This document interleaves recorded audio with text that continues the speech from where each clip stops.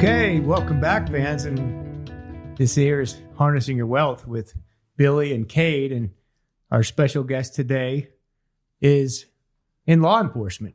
And we're welcoming Travis Lyman, who is a 28-year law force veteran with Layton City. And he's actually lieutenant. So he's been around the block a few times. We're glad to have him. And he's actually Cade's father-in-law. So Cade's got that over his head. Yeah. I think you better be careful, pal. You don't want to get in trouble here with Travis. Travis, thanks for being here with us today. Yeah, my pleasure. I appreciate the invitation. And I'm glad to have the opportunity to talk about some issues around law enforcement. It's an interesting time to be in this business for sure. Yeah. And at first, before we start, I want your listeners to know I just leaned into the donut joke and I showed up with donuts. So, yeah, if you can see right there on the table, he brought a whole box of them. I mean, these guys, they definitely know what they're donuts. That's right. They're Krispy Kreme donuts, so he's not messing around. I guess, are you going to take those with you when you leave, or are you leaving? No, I don't. Wow. I think I didn't buy a box for myself. Those ones are for you. Yeah. Nice. Very cool. Well, Travis, give us a little bit of background. How did you get into law enforcement, and what made you choose that profession? Well, I don't have the story where I thought, my whole childhood I wanted to be a police officer or anything like that. It wasn't like that at all. I didn't know any police officers. I had very little, I'm not going to say none, but very little interaction with police officers growing up. And it really just wasn't on my radar at all until I got to college.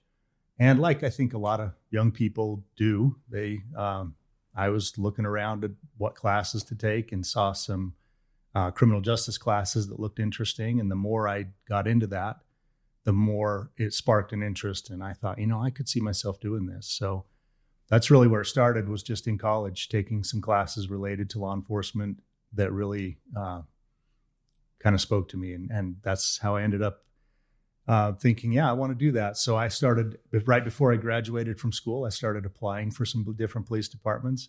Didn't get hired at some because I had no idea what I was doing or what I was talking about in those interviews. But I ended up applying at Layton and had never been to that city before I turned in an application there. But it worked out and I couldn't be happier. It's been an extremely rewarding career and a good place to work. Awesome. So when you were hired as a policeman right off the bat, went through all the training? Yeah, I went to the police academy and then started as a patrol officer, responding to calls for service. When people call the police needing help, that's who responds, as patrol officers. And that's the core function of a police department. And so that's where everybody starts, is responding in a patrol capacity. And that's how you learn to be a cop, really. Interesting. You've worked your way up to lieutenant. And what would you say are the keys to becoming lieutenant, like with the stepping stones? What made that happen for you? Yeah, I think, honestly, I think the thing that served me the best was just making myself indispensable to the organization and doing things that just made my supervisors and the people making decisions about promotions, leaving them with no choice really, but to make the decision to promote me. I honestly had an administrator that was in the decision-making chain for promotions that did not like me. He and I had major conflict. We had a personality conflict and we just did not get along at all.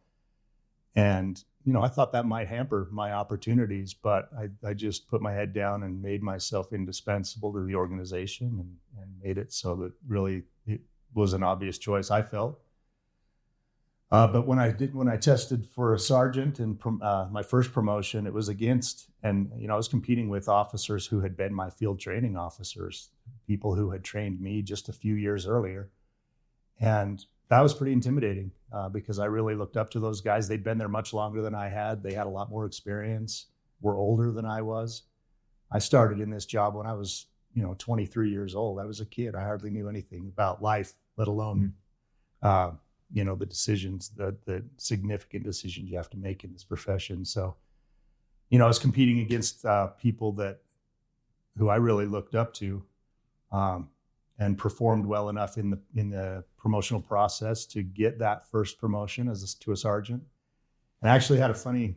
I look back now and think it was funny. At the time, I was pretty disappointed in it. But the very first shift that I showed up to work in a supervisor capacity, I showed up and I was going to be doing a shift briefing for the officers that were now working for me, which a couple of days before that had been my peers working with me, some of which were my training officers, guys that I talked about before.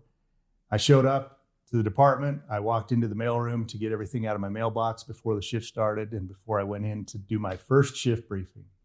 And there in my mailbox was a tube of chapstick, used chapstick, in my mailbox. And I really could only look at that, interpret that as somebody who was upset that I had gotten a promotion over them was implying that I had kissed somebody's butt to get this job. That's what I thought you were going to say. And I thought, you know what? Butt kisser. Yeah. And at the time, it rattled me a little bit. I thought, here we go. This is going to be fun.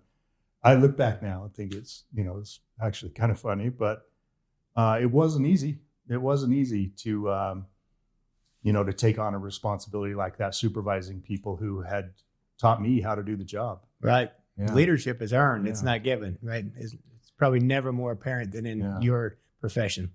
Yeah, I think so. And just because people get a leadership position doesn't make them leaders either. They can be good managers and they can keep track of things and stay on budget and those types of things. But to actually lead people is a whole different thing.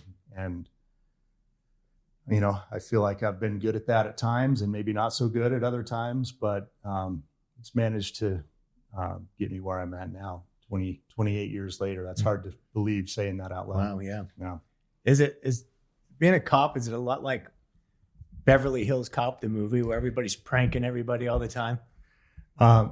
No. There are components of that. And honestly, in our profession, we have to be able to laugh at situations sometimes just to be able to navigate them and get through some of the heavy things that we deal with. And there are funny things that occur. So there's some of that, but I think people would be surprised at how serious we take our responsibility. The stakes are just high for the decisions that we are entrusted to make. They have major impacts on people's lives.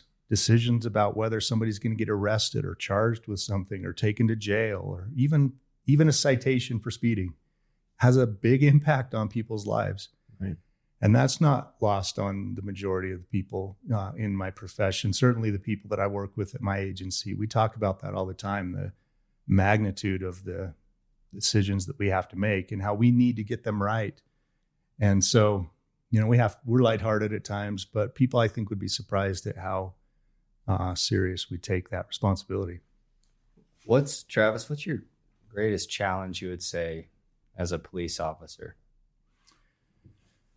I think probably the greatest challenge I experienced was the demands on my time, being able to try and balance being there for my kids and the things at home versus having to work a lot of overtime and sometimes 2 and at times even 3 jobs and overtime just to try and, live the lifestyle that I wanted to be able to provide for my family.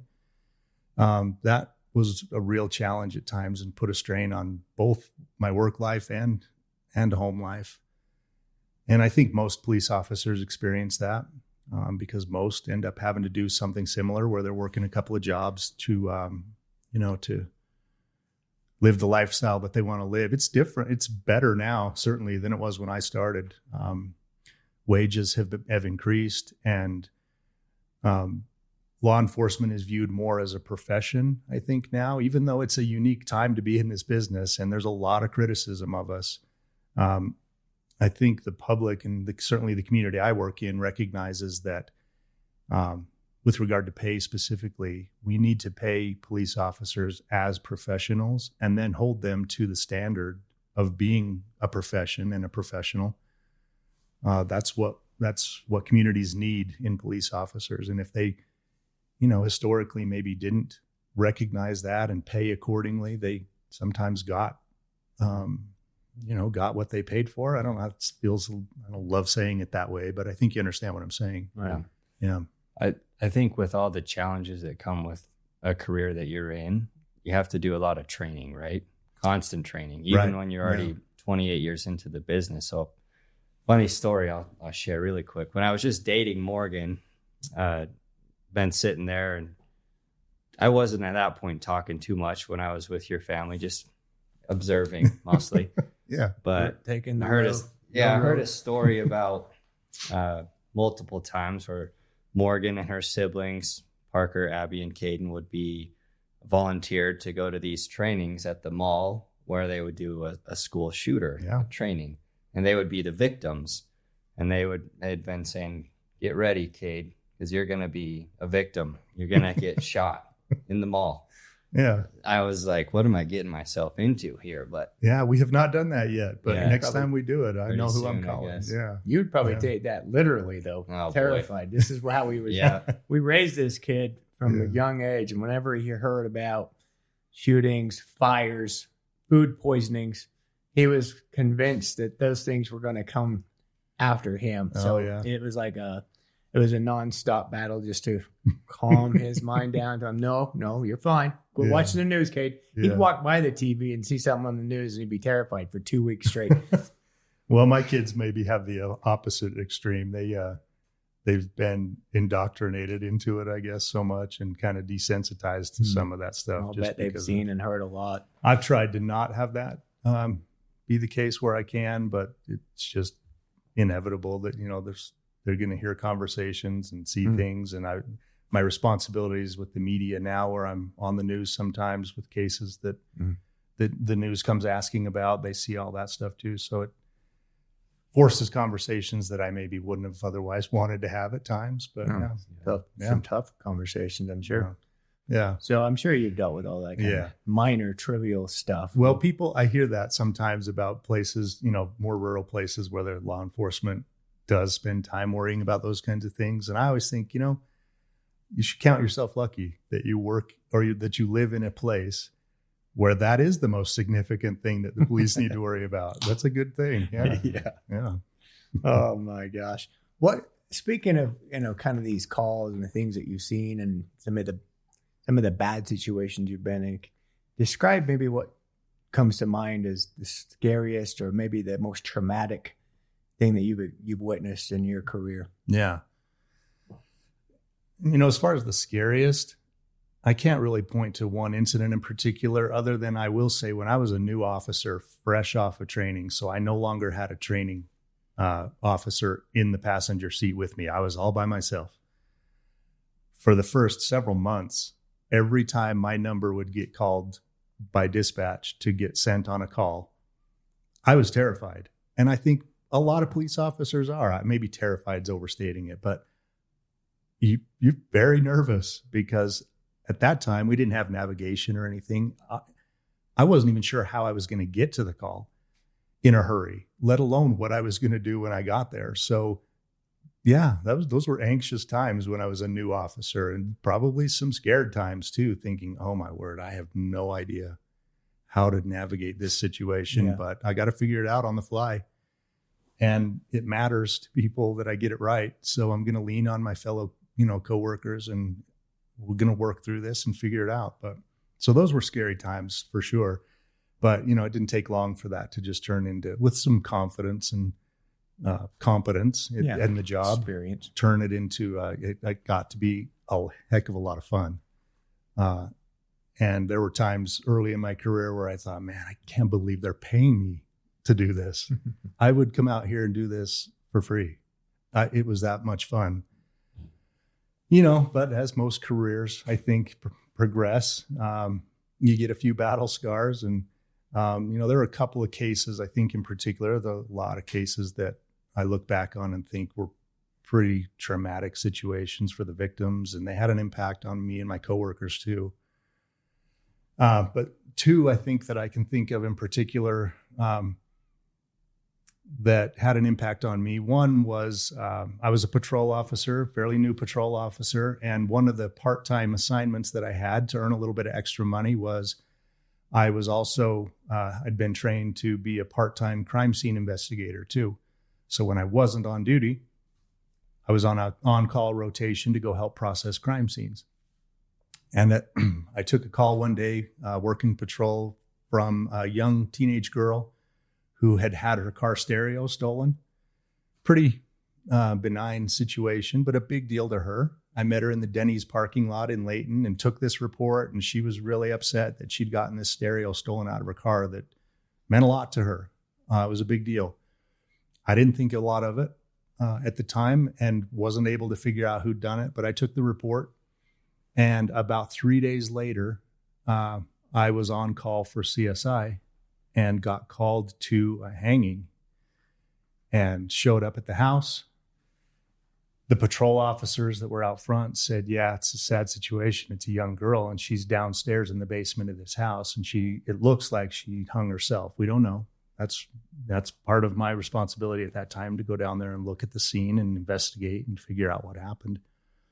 But as I went down there, turns out it was that same girl who had, I don't think the car stereo was what prompted that or was the sole reason, but it was a factor that maybe was the last straw in, whatever she was going through. And so I spent the next couple of hours, inches from her face, photographing this situation and just thinking, oh my word, I was just talking to this girl a couple of days ago. I can't believe this happened. Yeah. I saw a lot of those kinds of things, but that one in particular, I think just because of the interaction I'd had with her briefly before that, right, really, really kind of stuck with me. Yeah. And there was another too that, a situation where I was, again, a young patrol officer working a graveyard shift, and a young lady called in and said that her roommate hadn't returned home. She'd actually gone fishing up in Ogden Canyon, mm-hmm. in the Ogden River by herself and hadn't returned home. And it was a graveyard shift, so if I recall, we didn't have a lot going on. But Ogden Canyon's not our jurisdiction. So I called Weber County, asked if they could send somebody up to take a look, see if they could see this lady's car up there maybe. And they called back a short time later and said, yeah, they had actually found this lady's car right near the Alaskan Inn in Ogden Canyon. Nobody was around. Her car was just there. But they were busy and didn't have time to look. So I got permission to go up there and ended up going up to Ogden Canyon and going out. It was the middle of the night, young officer, and was, making my way down, walking the river in the dark, looking for this girl. And sure enough, I found her. She had, I didn't know what had happened at the time. I didn't know if she'd been killed or what had happened, but turns out what had happened was she'd been fishing by herself, had slipped and fallen, hit her head on a rock, and drowned, died right there in the river, and had made her way down and got hung up on a little gravel bar. And so, the question was a scary situation. That was a little haunting and spooky, mm-hmm. to be standing out there with this lady, in the river. And did something like that ever, like, you feel foul play, or do you immediately just kind of assume accident? No, I think we more often than not have to assume foul play and then see if the facts and investigation prove that otherwise. Yeah.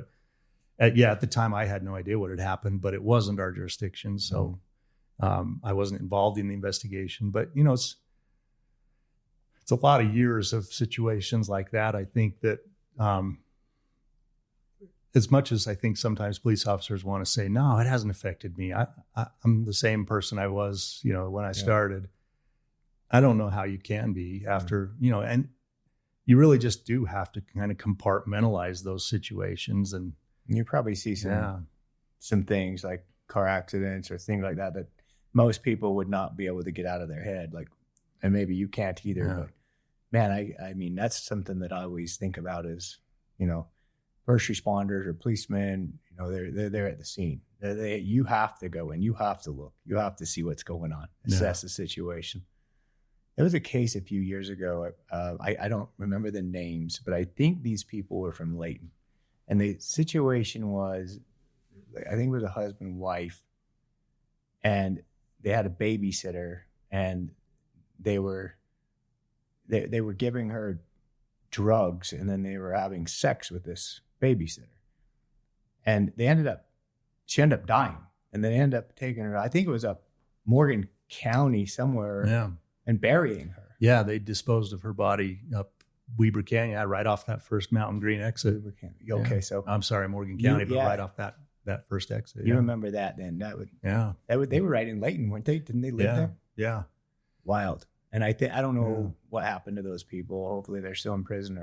Yeah, that was before I worked there, but I did hear about the case. Yeah. Terrible. Yeah. Hearing some of the stories makes people like us even more frustrated when we see videos online now of people that are not respecting police officers. Mm-hmm. Someone's not complying. They won't roll their window down. They won't, talk to the police officers. And then everyone online said police brutality or something like that. And it's like frustrating for us. So how has that been for you with social media, cameras, and what kind of training has gone into educating officers to not fall into that trap? Yeah.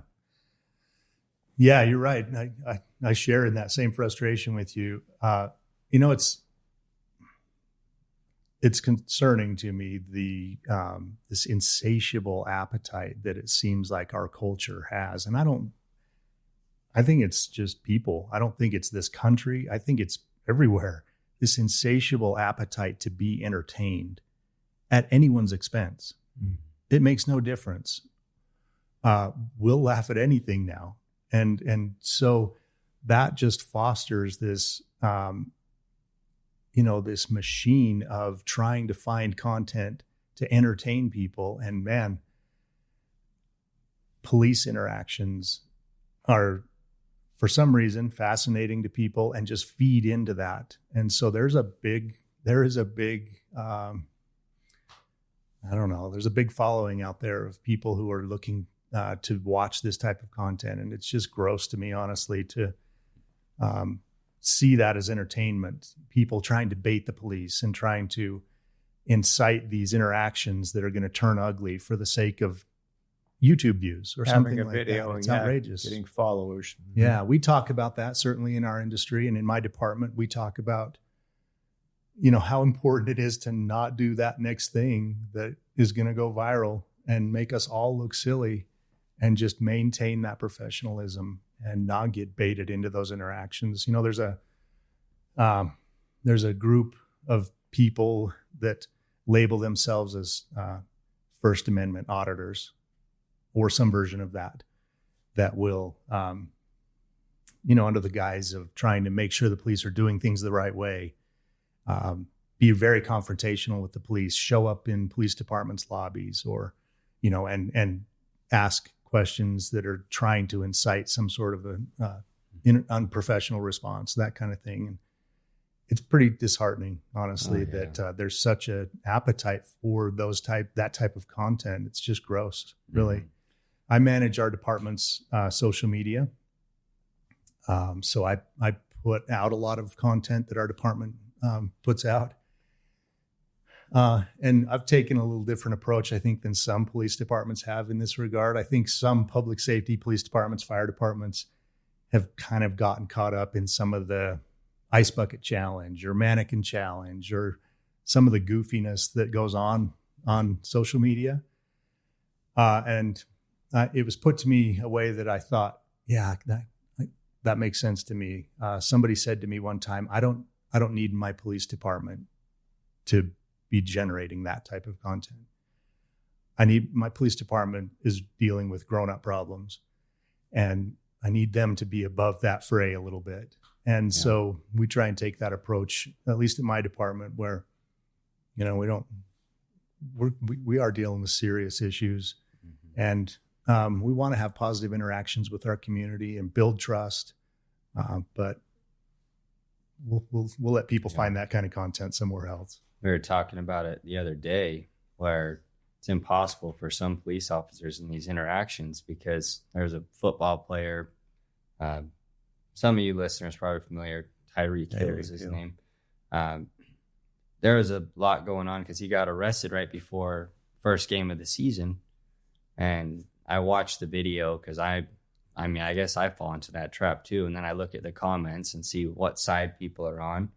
So maybe I'm part of the problem.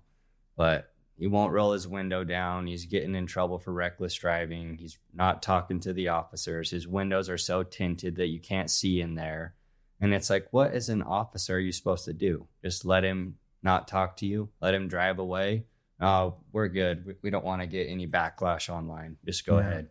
Go ahead. In the community that I work in, the vast majority of the time when I see the things that you're talking about, where people are just overtly disrespectful to the police for no real reason, the police aren't asking for anything unreasonable. They're asking the same thing they ask of anybody else in that situation, and they're just blatantly disrespectful about it. In my experience in the community that I work in, more often than not, I would say that is a direct product and result of what they're seeing online, these interactions that they're viewing and seeing that, oh, it's kind of funny when they won't roll their window down, or when they, I'm going to show them. Yeah. When they flip the officer off as they drive by or something like that. That's different than I think some of the issues in some cities in America where there are legitimate problems that departments are having to work through, regarding trust and confidence in their police force. Right.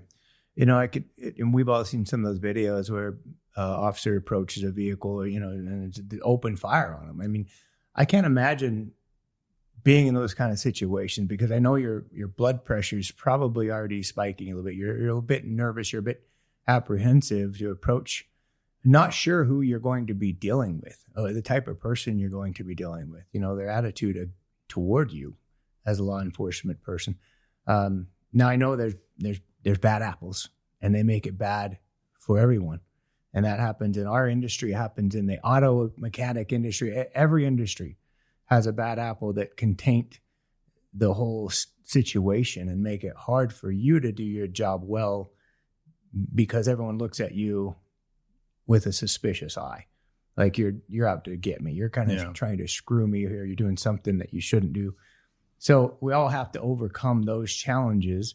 But I think in your profession, it's so much more apparent and in your face, because we're seeing it nonstop. Everyone's got a phone. Everyone's got a camera flipped on, with the body cams from you police officers. And then if they don't work, of course, then there's a conspiracy going on. And so it's an amazing challenge. And I'm going to maybe move on to the next topic, but it was an interesting story. My brother, about 6 years ago, I believe, he was driving his truck heading toward Tremont. So he's going north on I-15. And there was a bulletin put out. I don't know what you all call these, but there was somebody with his profile driving a truck exactly matching that description that he owned. That just committed some sort of major crime, felony. I don't know what he'd done. But so anyway, somebody sees my brother driving that way, immediately call it in. All of a sudden, he's got 4 policemen on him and pulling him over. Okay, so my brother, he's a very quiet, very easygoing guy, and he pulls over and rolls his window down, doing the right thing. And they come and they say, "Step out of the car, step out of the truck." And so he opens the door and steps out, and they grab him and they slam him against the door, and then throw him onto the ground and handcuff him. And they've got their guns on him. He looked up and said he had one guy had his gun drawn, and he didn't even know what he'd done yet. No idea what had happened. Now the point is they'd assumed he was somebody he wasn't, but he complied. He wasn't disrespectful, and he was just submitting to what they needed. Now, maybe a little bit excessive force. Maybe they thought they had, really caught the bad guy. The point I'm making, though, is what would have happened if he would have resisted them right then and there? it could have turned into a very, very bad situation for him. So I tried to explain that to one of my former employees one time. And she said, I don't want my kids to come home in a body bag. And I said, so that's what you think now of all cops. So we want to get rid of all cops. Everyone's going to get killed if they get pulled over by a policeman. I said, how about we look at this story and this narrative, and how about we just start respecting them and show them, the respect that they deserve, and try to put ourselves in their shoes. If we were asked to go to a situation or to a dark alley or to a home that was being burglarized, what would you do? Who are you going to call to protect you? So I can see a little bit of both sides. Maybe sometimes cops get a little bit amped up, but I also can understand where they're coming from, because no one wants to put their life in danger, I don't think, without having the ability to protect themselves. Yeah. That's kind of just a couple of stories I wanted to throw out. You probably have some more comments around those things. What do you think this movement has created in the world? Yeah. We police as a profession, we get it wrong sometimes. And sometimes it's right in front of a cell phone camera, and that's not a bad thing necessarily. Certainly our body cameras that we wear now are not a bad thing. Our officers fully embrace that, and are glad to have an accurate depiction, as much as that can accurately record and reflect a situation. They welcome that level of scrutiny and double checking and verifying. But we get it wrong sometimes, and we make big mistakes sometimes. And, there have been some situations that have turned into national news stories that we've gotten it wrong.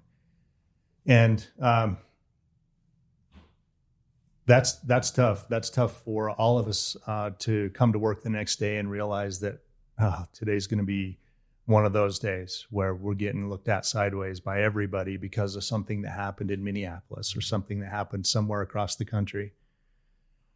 We cringe every time that happens. And I earlier said that I think people would be surprised about maybe a peek behind the curtain into a police department. This is one of those times too where I think people would be surprised. Generally, certainly in my organization, there would never be room for our officers to be intentionally going out and terrorizing people or victimizing people.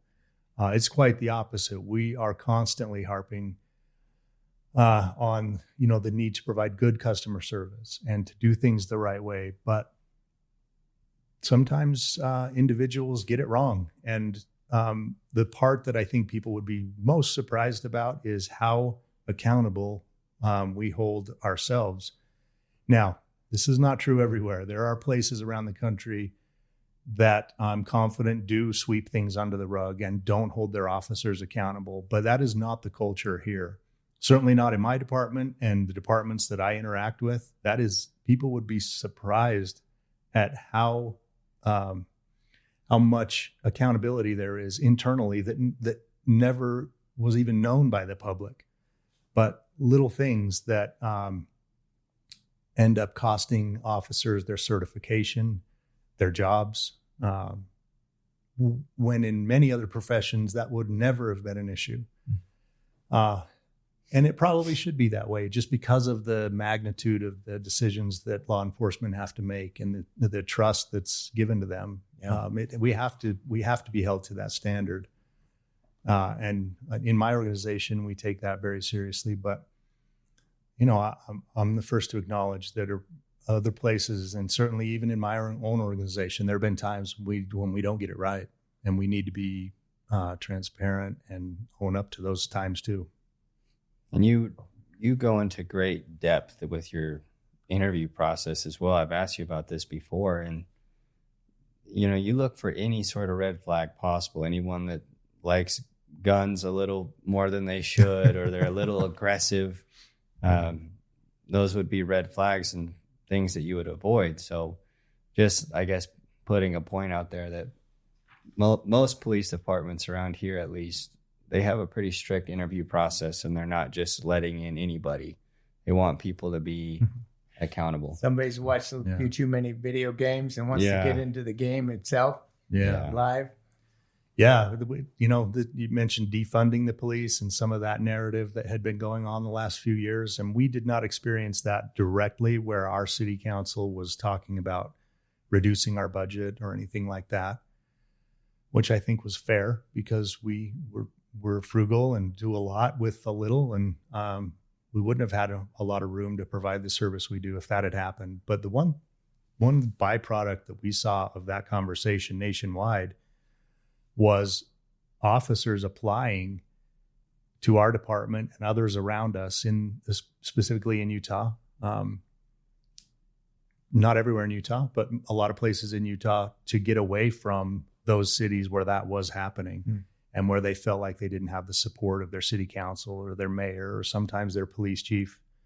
We actually saw a windfall of officers applying with a lot of good experience to come to work for us that wanted to work in an organization that had that support from their community and their administration, which unfortunate that that's how that happened, but we did benefit in that way from that. And we got good people that wanted to work in a good environment.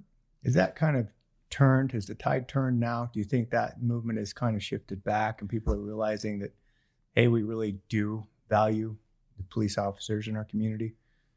Yeah, I think so. I think those places that did that, those cities that actually did that. I mean, I'd heard stories of cities who were just arbitrarily deciding we're going to cut 150 officers from the staff for no other reason than just that's a random arbitrary number they came up with to appease this pressure to defund the police. And those, from what I'm hearing now, those places that did that have realized how counterproductive that actually was. And if you want a better police force, you need to train them more. You need to put more effort into hiring good people. You need to pay them as professionals and hold them to a professional standard. And none of those things, while you can expect them to be efficient and not be wasteful, certainly with the taxpayers' money, some of those things do require, if you're going to pay people, you want them to be better trained. Just like any industry, you can't ask people to come in on their time off to do a lot of that kind of thing. And so it does cost money, but places that were doing that, I think, quickly realized that it was counterproductive. People were leaving the department. Crime was increasing. All the predictable things. And so I think the pendulum has swung back and people are realizing we can look at police departments' budgets, but we just need to and ask them to be efficient. But cutting them arbitrarily was not the answer. Yeah. Kind of scary for some people who want to continue to live in some of those big cities. And I think we all know the cities that we're speaking of, the impact those cities saw. And if there are going to be any young police officers choosing to move into those professions to take over for the folks who are either deciding to just hang up the towel or move to different cities, like you mentioned, that's going to be an interesting story to tell, over the next few years to see how those changes impact quality of life in some of those cities, Chicago, Philadelphia, LA, New York. I don't know. I'm just naming some that are in the news quite a bit with the crime that has spiked. And then I know this gets into the political, there's a lot of politics, especially right now with the election coming up. We're talking about illegal immigration or illegal immigrants and crimes that they're committing. Of course, they escalate to the top of the list, and a lot's going on behind that. So with the increase in some of these people coming into our country, does that call for more police officers? Boy, yeah, that's a big one to tackle. I think just intuitively, I would say that it has to, in the sense that, if we're talking about people who are entering the country illegally, that in and of itself is a crime. and Border Patrol and places that are dealing with those issues need help and need more people and need support politically to be able to tackle those issues. The trickle down effect, are we seeing in my community a lot more crime committed by illegal immigrants? No, but I don't live on a border town either, so I can't really speak to that. There's a lot going on all the time. Some by people with that status, some, a lot by people who were born and raised in this country that are just criminals. And so, there's just a lot of it going on all the time. And I don't see that being a significant factor or dynamic in the place that I work. Where you're at. Yeah. What you've seen some of the video, maybe the news cycle going on with the issue in Colorado. What was it, Aurora, where I think there was group of people, illegals, who just took over a apartment complex or hotel. Did you see this? Mm-hmm. Did you see that, Travis? I didn't. No, I'm not familiar with that story. I'm just wondering what a police department would do, because over there they're basically just like hands off. They're not going to even do anything. These guys have guns. They have, AK-47s. Wow. They basically just commandeered the whole place. And I don't know how much of this is just kind of sensationalism with media, but that scares people. And they start talking to other citizens of these areas who are now talking, "Hey, I'm getting out of here. I can't live like this anymore." I never thought we'd be talking about that kind of stuff in our country, but apparently we are. It's interesting. But as a policeman, I guess you're going to see all kinds of things, and I guess you just need to expect the unexpected sometime. Yeah. What might come along. We just never know. Yeah. That's a big part of our training for new officers is that, and that's what leads to what you were referencing earlier, and both of you talking about that. Sometimes officers come off as being paranoid, or, why are you shining your flashlight in my face? And, all those kinds of things. But it's a challenge to balance safety and not getting hurt in this line of work and being able to protect other people versus, a soft, warm and fuzzy approach that people sometimes would prefer. That's just tough. It's a hard thing to balance. And with some experience, you start to learn some of the nuance there. And some are just better at it than others. Some officers just are better at it. Like some are better financial advisors than others. It's just how our profession is. Yeah.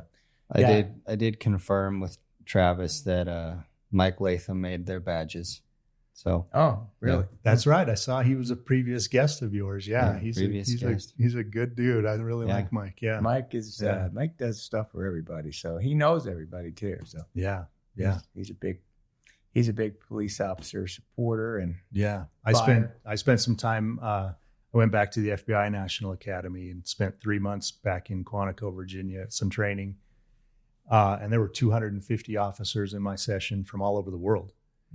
And I was surprised how often I would see a coin or a badge of theirs and flip it over, and there it was, Symbol Arts. Yeah. He's a machine. Taking over the world. He is a machine. He does business in all 50 states. Yep. You watched our podcast, you would have heard that. But yeah. So if you're listening right now, if you haven't watched that one, go right to that one next. Yeah. So maybe wrapping this up then, Travis, what would you say to a young person maybe listening to this who's maybe thinking about going into this line of work but has a little hesitation and uncertainty? What are the rewards, and why would they want to choose this as a career? Yeah. Despite all the bad things we've talked about and all the heavy topics that we've covered, I think I'm still very optimistic about the future of this profession and the people that I see applying, coming and wanting to get into this line of work. I would tell young people that are considering it to really go into it with your eyes wide open about what it is. Do some research, talk to people who are in the profession, spend some time doing ride-alongs, those kinds of things, and make sure that you have a fair understanding of what it is that you're getting into. and make sure that's what you really, really want. And don't be surprised when an organization does the same with you and looks closely at, are you a good fit for us? Because departments just have to do that. We have to hire good people. So I would suggest that people who try to get into this line of work, more than being out trying to, do 50 push-ups or be able to shoot really well or any of those kind of things, drive a car fast, none of that stuff is going to matter nearly as much as being able to communicate with people. Young people need to be able to communicate and talk to people under stressful situations, be able to talk to people. And unfortunately, just the way our culture is now, it's not that conducive to learning that skill. So people who want to get into this profession and be successful better look for ways and opportunities to do that. Yeah. I think that could help everybody, learning how to de-escalate a situation with all the tension that's going on in our culture. Yeah. And learning how to not take everything as an insult. You guys do a wonderful job at that. So I think we could all learn something from watching how good police officers interact with folks who aren't easy to deal with. Yeah. Well, thank you. I hope that's true. Yeah. And I hope that, people look for those good interactions and not get so caught up in that one or two bad in the one or two that are on YouTube. Yeah. Good point. Thank you, Travis. It was a great conversation. We're grateful for you guys, for everybody in your department, all over the state, all over the country, taking care of all of us here in this great country we have, and keep doing what you're doing. We support you. We appreciate you. Well, I appreciate that support. Could I just tell one more quick story? You bet. Just to speak to the support that you just talked about.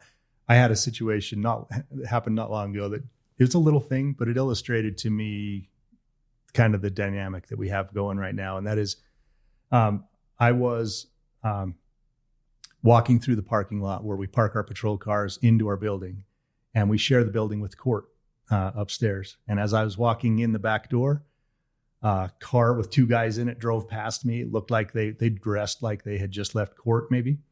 And as they drove past me, they yell, and I look over, and they both flip me off as they drive out of our parking lot. I walk in the back door of our police department, and immediately overhead, our dispatcher is asking if somebody's available to come up to the lobby and take some cookies from a mom and her little girl who had come in to give us some cookies that they'd made. And it just struck me in that moment how polarized our world is. And it was just striking that, we have these two extremes, and honestly, for the most part, the police would just like to land in the middle somewhere. And, but we really do appreciate the support. So thank you for that. When you get it. So I'll bet, if you could focus on that and try to forget about those couple of guys who flipped you off for no reason. Yeah. Matter of 30 seconds. After you, here's some cookies. Yeah, you're the best. Anyway, thanks for having me. It's been a pleasure. Appreciate it, Travis. All right. Thanks for joining us today, folks. And check the show notes out. Get a hold of us anytime you'd like to have a conversation. We'll talk to you again next time. Signing out. Thank you for listening to Harnessing Your Wealth with Billy Peterson. Before we declare the race official, please click the follow button so you can be notified when new episodes become available. For more information about today's show, please check out the show notes. Visit our website at www.petersonws.com or give us a call at 801-475-4002. Once again, thank you for listening. The information covered and posted represents the views and opinions of the guest and does not necessarily represent the views or opinions of Peterson Wealth Services. The content has been made available for informational and educational purposes only. The content is not intended to be a substitute for professional investing advice.